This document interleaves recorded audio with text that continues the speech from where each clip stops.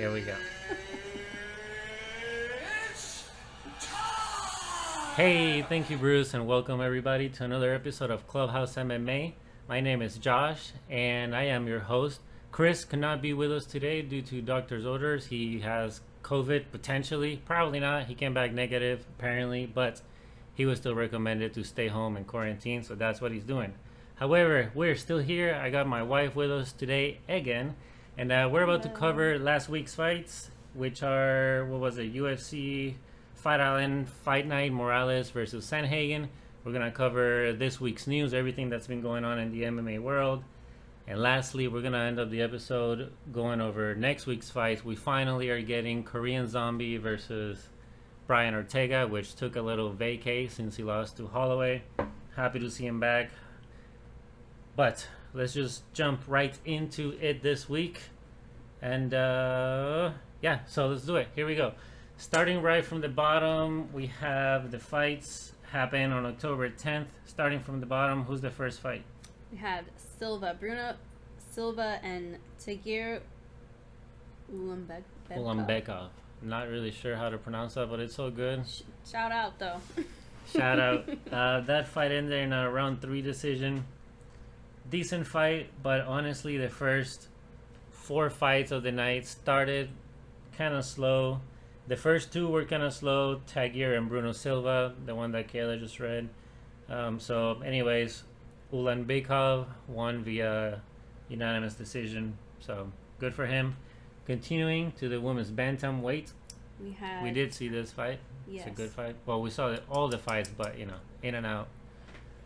Tracy Cortez and Stephanie Egger.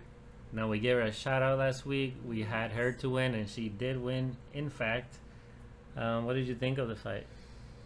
I thought it was kind of slow.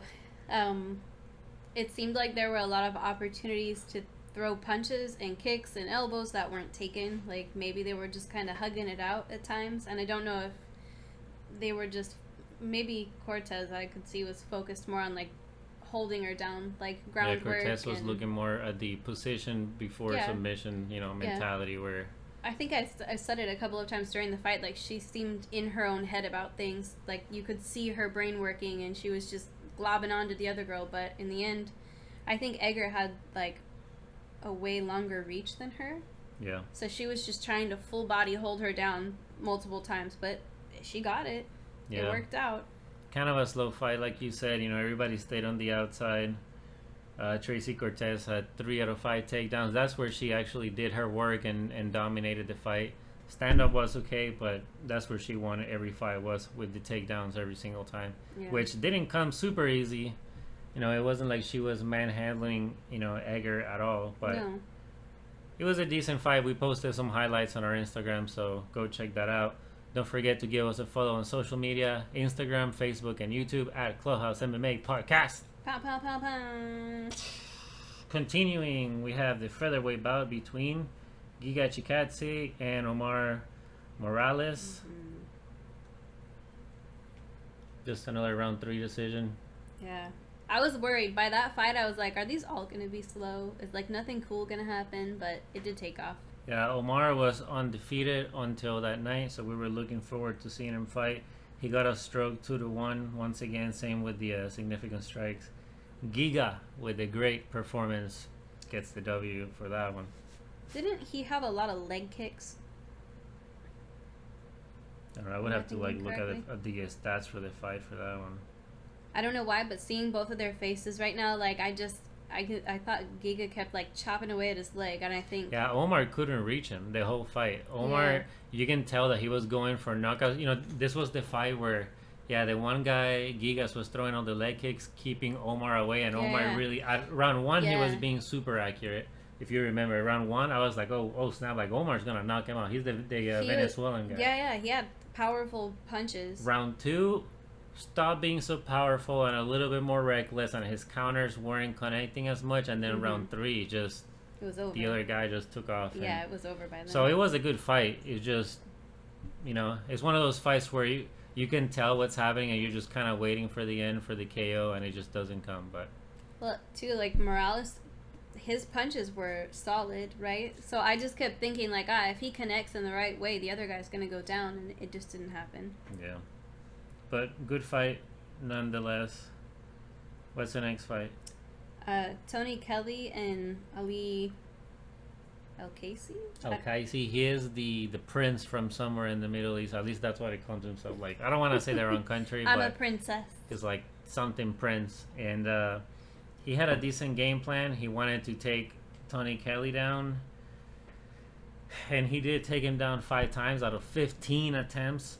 But at the end of the fight, basically, he was just kind of running away because he didn't want to engage anymore. And Tony Kelly, He by wore the end, himself out. yeah, by the end, Tony Kelly had shut down all of his takedown attempts. So all that was left was striking, and Ali didn't want it. So the fight ended by Tony Kelly screaming like, "Stop running! Yeah. Stop running! That was crazy. You know, pussy," and all this. And then the fight ends, and as soon as the fight ends, bam, round 3, they kind of, you know how most fighters usually go and kind of like hug it out. Yeah, like, thanks. oh, so good. Out of respect, well, they go, and the other guy goes like, "Why'd you call him? You know, why are you saying I'm running?" And pushes him, and then there was almost a fight breakout. And then Kelly gets pissed. He's like, "Bitch, because you were running the whole fight. That's why." Yeah. He walked away with the win, so. Like, you didn't want to fight. So, yep. Either way, Kelly wins that one. Moves up to 7-2. There's the baby. We are recording at home. Oh, come here. This is our baby girl, Saraya. Venga. All right, we gotta be quiet. All right. I love you. All right, continuing on with the next fight. After this, the first 4 decisions, the 5th fight, things kind of got a little bit heated between Impa and Adesanya, which we had to win. He was undefeated until that point, and Joaquin Buckley. That was an incredible fight. I almost wish I had been videoing Josh, because when he knocked him out, you jumped out of your chair. Yeah, you I don't screamed. usually jump or scream during the fights, but I was like, "Oh my god!" Yeah, that was incredible. I don't know, that was nuts. That was a round 2 KO. I'm sure everybody has seen it. That kick became viral. That ninja shit for Francis Ngannou. That was nuts, just right, like, off his body. Yeah, honestly, and it happened in round 1. Every time Joaquin Buckley would throw a kick, Impa would kind of grab his legs for a minute and wouldn't let go until Joaquin was completely backwards. He was like, so okay. It was honestly bound to happen. It happened in that round a couple of times, and it happened in the first round also a couple of times. So, but pretty good fight and a pretty good display of respect between 2 fighters. You know, post fight too, like the respect between the 2 of them is something that I can get behind. Yeah, I enjoy that. They met at the airport because everybody's coming back from Abu Dhabi, and they were just both very respectful to each other, and just 2 professionals. So good win for Joaquin Buckley. Check our Instagram. We did post a handful of kicks. I'll show you this one. This is like an edited version. Oh. I'm right here. I'll show it one more time.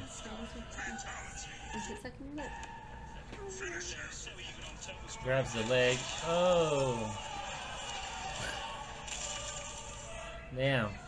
Everybody freaked out. Everybody was saying, give him a 200K One guy bonus. burned him. He burned his hand. Didn't Dana say, like...